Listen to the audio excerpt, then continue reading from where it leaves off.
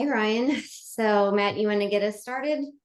Yeah, all right, everybody. So we are Matt and Jennifer Lucas of the Franchising Company, and welcome you to a new episode of our Franchise 40 ZorZooms. In case you just found us, quick recap: we're interviewing some of our favorite brands to bring you and some additional information that you can't just Google easily and find out on your own. Our goal with this series is to get insider information in a quick, digestible format. So we'll post the entire interview on YouTube and on our website, but also share 40-second highlights of the most important information on our platforms, on other platforms. So anyway, let's dive in. We're excited to highlight 5-star Bass Solutions with Ryan Logan. Ryan, thanks so much for taking the time and tell us, a little bit about yourself. Well, first, thank you both for taking this opportunity. This is a really good series that you do for people because it's a lot to take in. It's like drinking from a fire hose, right? So this is great. Yeah, I started franchising about 7 years ago, totally by mistake. I actually grew up thumbing my nose at franchising. I grew up in the Northeast, and franchising up there is Subways, 7-Elevens, and it was like, oh, you don't talk about that. And then, as my grandfather said, you smarten up a dummy. Me being the dummy. In my mid-30s, I bought my first franchise, which was a barbershop in College Station, Texas. And I've done everything from fail fire inspections to laying floors, epoxying floors. It was great. It's a great franchising, I think, gives you a great opportunity to control your destiny and really create a blueprint for your life that's intentional and not an assimilation of all the blueprints that you deal with from other people and their agendas over life. So I think franchising is an unbelievably powerful tool, and I'm really glad to be part of it, both as a franchisee, a franchisor, and now in development. Awesome. Okay. I did not know a lot of that about you. That's awesome. Well, tell us a little bit about 5-star Solutions. Yeah, I get this question a lot. And, for me, 5-star bath, the magic of 5-star bath really isn't what it is. I think the magic of 5-star bath is what it does. And as I said, it's about intentionally designing a life. I look at 5-star bath as a permission slip, right? Most of our folks that we talk to have W-2 jobs. They're either, suffering in those jobs or looking for their next adventure. So I think 5-star bath really fits into a personal portfolio and a financial model as sort of an off-ramp, as a K1 in a global financial portfolio that allows people to generate some income, but also enjoy that dream of creating some multi-generational wealth. So for me at Bath, yeah, we're great. We do wonderfully, but it's not our bathrooms that set us apart. It's our platform, which really allows people to intentionally design a life that they want to lead now and keep forever. So I think that tends to be what you'll hear my franchisees say in validation. It's that, yeah, the bathrooms are great, but it's what it adds to my life that's really the magic. So can you talk to us a little bit about who you're looking for? So, I mean, is there a specific avatar that is a perfect fit for 5-star bath, or are you looking for I guess could they come from a wide range of backgrounds? Yeah, they do, Matt. I think 90% of my franchisees don't swing hammers. We're a true executive model, and it starts at our brand president's location up in Detroit. He's got a $13 million business. He works about 5 to 7 hours a month, fully executive model. He's pulling about 15% out of that business, working 5 hours a month. It's pretty darn good money. So everything that we do downstream is in the image and likeness of that. So our perfect franchisee, the archetype of that individual, is somebody that does not want to be an owner-operator. They want this to be part of their portfolio, generating some income. They may or may not want to keep their day job, but they want to have something that they can scale at a reasonable cost and really turn a profit pretty darn quick. So kind of expanding on that a little bit, you brought up that do not want to be an owner operator, but for the first 30 days, 60 days, 6 months, I mean, do they need to be active in the business for a period of time? Yeah, I get that. I want to be absentee. I want to plant a tree in my front yard and money will grow from it. That doesn't happen. So I always call, and I think we probably agree that these terms get bandied around a lot and they mean something different. At Bath, here's what it means. And I want you to think of it in terms of an A share of a mutual fund with the load up front. That's where you invest the time. First 6 months, you want to learn the business. You want to get your BS meter pretty tight. You want to understand where things are going. I think in that first month, you're probably looking at 20 to 30 hours a week. And then it starts to trickle down slowly from that first month on. Ultimately, at the end of 6 months, when your team is fully set, your standards are set, your execution is elegant, I think you're looking at anywhere from 5 to 10 hours per week on this business, focusing primarily on culture, marketing spend and the strategy therein, but more importantly, the standards, right? Setting high standards and making sure your team is out in the world elegantly executing them. And then do you need a general contractor's license for this business? You do not. We start with 4 people. That's the team for us at Bath that we draft to put on the field. It's a salesperson, 2 installers, and a call confirmer. One of your installers will step up and be your lead installer. A lot of administrative tasks, including measuring, ordering, installing, QC. But that individual, your general manager, is the licensed person for the business. Again, if 90% of my Zs are keeping their W-2 jobs, I bet 1 out of 100 have a general contractor's license. So the general manager does need the general contractor's license. Generally speaking, you want to have it. Now, again, Jennifer, we're not pulling permits. That's a key distinction for us. We're not a full bathroom remodeler. We're not coming in, ripping the walls down and moving a toilet from one side of the room to the other. We're putting a slide in from the 3rd floor down to the 1st floor. That's not what we do. We don't pull permits because we're not moving anything. We're stripping to the studs, making sure everything's clean. And then on a custom basis, building back in on the bones that are already there. That's how we get in and out in 1 to 2 days. You know, we're not going to put in an $80,000 toilet. We're going to get in and out, put a $13,000 to $15,000 bathroom in there and move on. Got you. Nice. Okay. So do you help with any of this 5-star Bath help with any of the recruiting for the well, the installers specifically, but also with the general manager? All of the above. Your first hire tends to be the salesperson. That's the magic. Now, let me give you a story. We have an outlier, and believe me, this is an outlier, but our person who just came in San Antonio in his first 6 weeks hired the perfect salesperson out of the box. He did $387,000 of business in his first 6 weeks.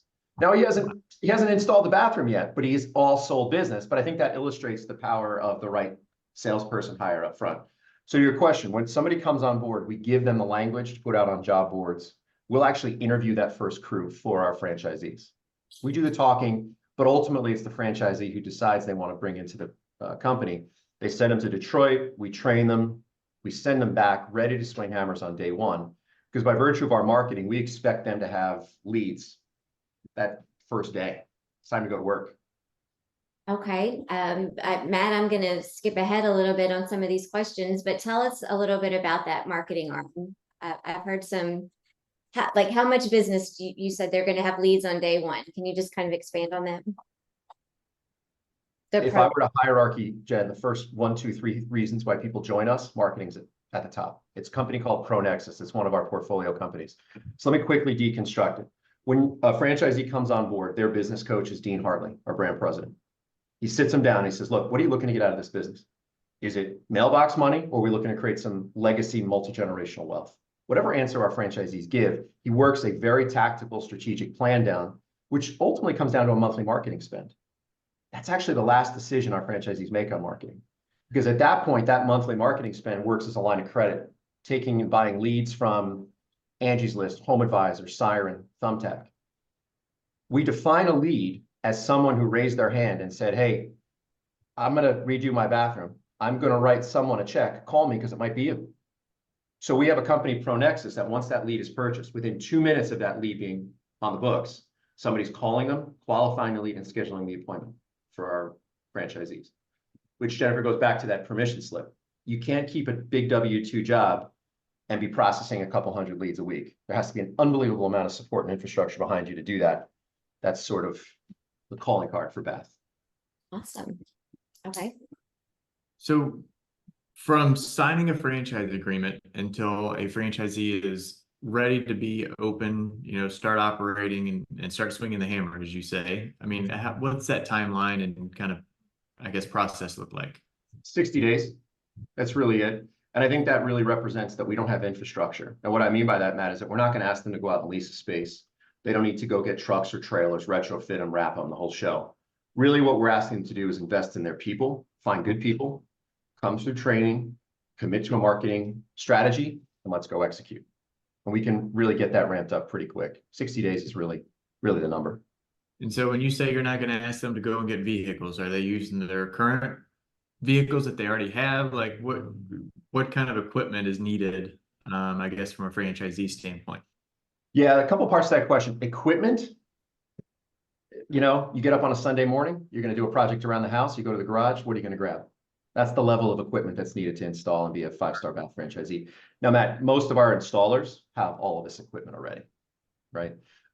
In item 7, there's a little bit of a budget to have a backup, sort of grab and go kind of tools if something goes down. But I think not having infrastructure speaks to a belief system we have at Bath, which is to the extent you can avoid fixed cost debt, do it. To the extent you can outsource something, do it.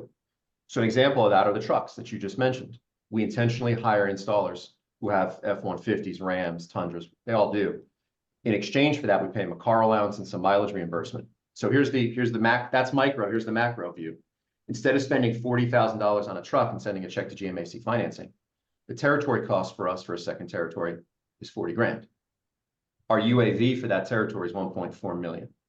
So to me, if we look macroeconomically at money, it's a better utility of money to buy a franchise unit at 40 grand that's going to generate rev versus sending a check to GMAC financing. And when you look at our item 19, you'll see that mindset permeate all the way through, focusing on profit, followed by profit, and then lastly, profit. Nice. That's awesome. That's actually the theme this year, believe it or not. Everybody in the system is wearing those rubber bands with the word profit on it. That's the focus this year. Oh, I want one. Well, So speaking on your item 7, I often, when I'm going through that with our clients, I notice the working capital is 0 to, I believe, 30 something. But why would it ever be 0? I'm not sure. Okay. I'm not sure. I mean, it's probably to the extent you can't, force people. There may be something in there. We can't force people, but you and I know this just as well as anyone else. Scarcity mentality and undercapitalization is a poison pill. So we tend to see between $30,000 and $50,000 as the suggested working capital for us. And the predominance of that money, Jen, goes directly to marketing. Okay. So going back to the employees and hiring folks that already have trucks, folks that have worked in the construction industry before, right? These are W-2, right? They are not subcontractors. We try to stay away from statutory W-2s. Most of our folks are 1099s.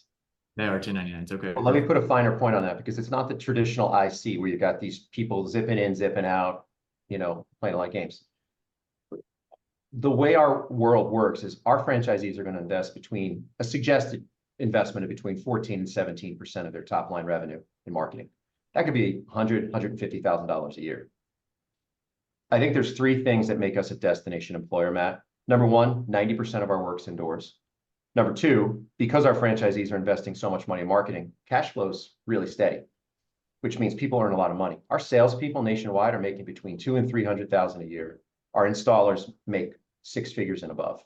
So that's an attractive standard to set in terms of cash flow design for them. And then number 3, and I wish more people took advantage of it. They don't, but we offer benefits to people: medical, dental, vision. So it tends to make us the hunted as opposed to the hunters for employment. Now, they're subs, they're 1099s, but I will tell you, between their ears, they operate as W-2 employees. Okay, that's good to know. I didn't know that. Yeah. So something we hear a lot from our clients is that this whole remodeling space, now that the pandemic is over and people aren't stuck in their homes all day, that it's starting to not be as big. What do you say to that? How is the economy? Yeah, I'd say big compared to what? Here's what we see inside the house. We're looking at interest rates at near all-time highs.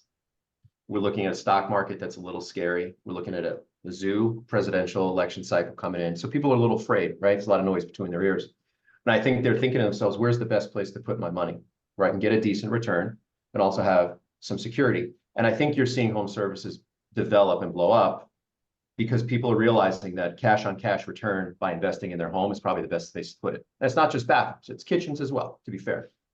But I personally don't see that changing over the next 8 to 10 years, just because people aren't going back to 9 to 5 in an office anymore.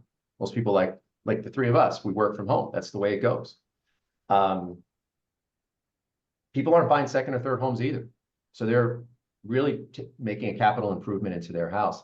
I just don't see that shifting. And your broader point is well taken. I think during the pandemic, anyone with a truck and a hammer could have been a home services person, right? But the problem was when you came out of that, there were those people that were, chucking the trucks, they didn't have a system. So they floundered and there was attrition there. Those people now work for Bath and our competitors because we have that system. So really highly skilled people, really competent, but just don't have that system to execute a business on a high level. So all economic indicators to me are contrarian in our view. The worse interest rates get, the more fear that's out there, the better home services tends to be on an inverse relationship because people are throwing money right at their homes. Right Yeah, I answer. think it makes sense.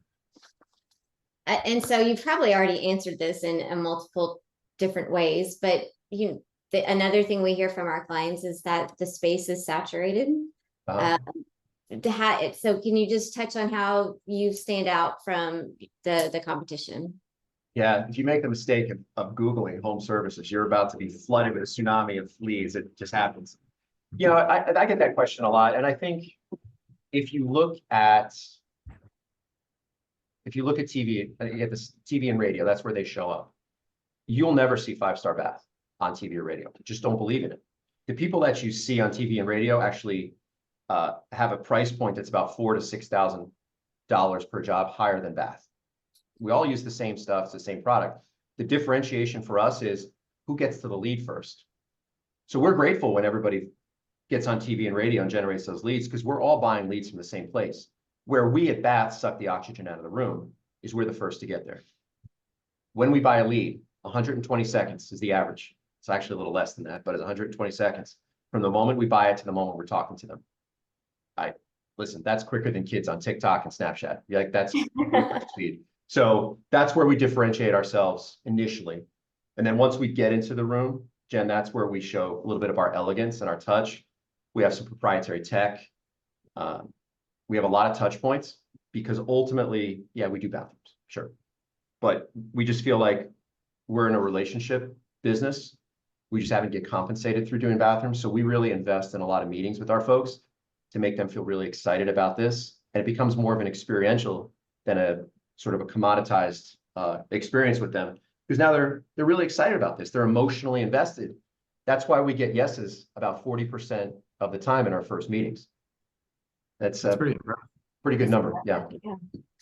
You just said that you have some proprietary tech. Can you just jump into that for a brief second? Let us know what that is. Yeah, sure. So if you think about the typical experience, somebody comes into your home. I'm sure you guys have done remodels, right? Got a beautiful home. People come in, cup of coffee, piece of paper, smelling like last night's bad decisions. You're like, oh, I can't wait to get this person out of my house. We're the complete opposite. We come in with well-dressed. We've got an iPad. We actually hand the iPad to the client. We let them in real time design their bathroom. Now, it's not augmented reality. It's not their bathroom, but it's a stock bathroom. And they actually start to get involved in the process. And what you see is they get into this cone of silence and they really start to emotionally connect with the outcome. That's the magic. That's the moment where we know we're serving our clients the best. It's because now they're really starting to enjoy this capital investment that they're making. And that's why we're imminently referable. That's why we're doing 15 to 30 bathrooms per territory per month. I mean, numbers don't lie. It's an experience for people as opposed to, hey, I just come in and bang this bathroom out and get out of my house. It's really a positive experience for folks. Now, are most of your customers paying cash, or do you have a financing program for them? Yes to both those questions. Okay. We do have third-party financing. It's not through us, it's through somebody we use. But interestingly enough, only about a third of our clients utilize financing. Our target demo, Matt, tends to have a home equity line of credit, cash on hand, or the checkbook in the junk drawer kind of folks. The price point is not terribly difficult at 12 to 15,000. And when you look at our target demo, we're looking at middle America. We're looking at people earning between $70,000 and $300,000 of income. They're the folks that appreciate the value proposition of a $15,000 bathroom or less, and 1 to 2 days get in and get out of my house kind of deal. Yeah. Going back on the design side of it, who approves the design? How, you know, is it just the actual logistics of the board goes here and this, and you know, how the design side of it? Help me understand that process. I think it's collaborative. But I think the answer to that question actually starts before we get in the house. I'm sure you've gone to Cheesecake Factory, right? Cheesecake Factory, you sit down, they could do osso buco and they could do a taco. They could do anywhere in between. Menu's 12 pages long. With Bath, we have a very intentional color palette, fixtures, and other elements of the bathroom. It's a very tight, intentionally designed choice pattern. So they're not looking at 100 choices. They're probably looking at 15. So instead of now worrying about a distinction between this color and that shade of that color, they're thinking about functionality. To your point, they're thinking about where to put this tile and where to put this and what matches right. It helps, it gives them almost a little bit of a level of comfort because they're not overwhelmed with choices. So the answer to your question is we've set them up for success early because we're giving them a very controlled environment and a palette to work from. Okay, that makes sense. Well, so tell me just how many locations are currently operating? What's your future growth look like? Predictions? Yeah, so we started January 2024 with 68 franchisees and 192 locations. And this year alone, we've added 41 locations. Wow. It's impressive. My guess is, and by the way, most people buy between 2 and 3. So my guess is that somewhere at the end of this year, we're going to be pretty close to sold out. It's one of those things, it goes fast, and our validation is so strong that honestly, in my process, I want to do very little talking. My goal is to get people validating really quick because my folks tell the story with passion and integrity. So let them do it. They're better at it anyway. And I think that's what's really helping is our validation just being just tremendous. Awesome. All right. Well, I guess before we go, anything that we haven't covered that you would like the audience to know about 5-Star Bath? No, not really. I think it's one of those things where you got to trust your gut. And, you know, we've talked about this all the time. Franchising is a trust but verify world.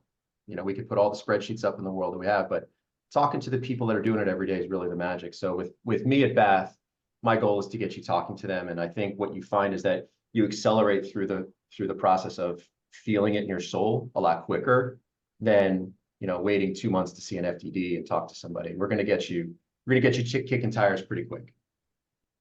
Awesome. All right. Well, thank you so much. Yeah, I actually took a page of notes. I learned things I didn't even know. So thank you very much. Thank you both. Appreciate you.